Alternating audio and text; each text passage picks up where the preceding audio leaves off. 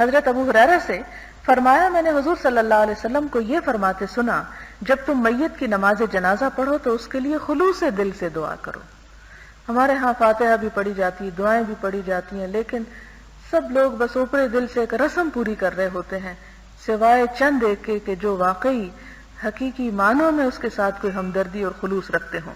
لہذا یہ انتہائی ضروری ہے کہ دعا ہو اور دعا کے ساتھ خلوص نیت بھی ہو. حضرت ابو ہریرہ سے مروی ہے، وہ نماز جنازہ کے سلسلے میں حضور صلی اللہ علیہ وسلم سے روایت کرتے ہیں کہ آپ نے دعا کی، اللہم انت ربھا وانت خلقتھا وانت ہدیتھا للاسلام وانت قبضت روحھا وانت اعلم بسرھا وعلانیتھا وقد جئناک شفعاء لہ فاغفر لہ.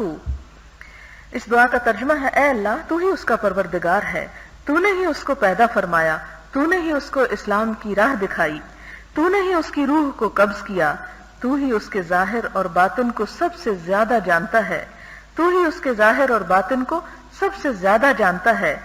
ہم اس کی سفارش کے لیے تیرے پاس حاضر ہوئے ہیں، تو اس کو معاف کر دے. یہ ایک خوبصورت دعا ہے میت کے لیے.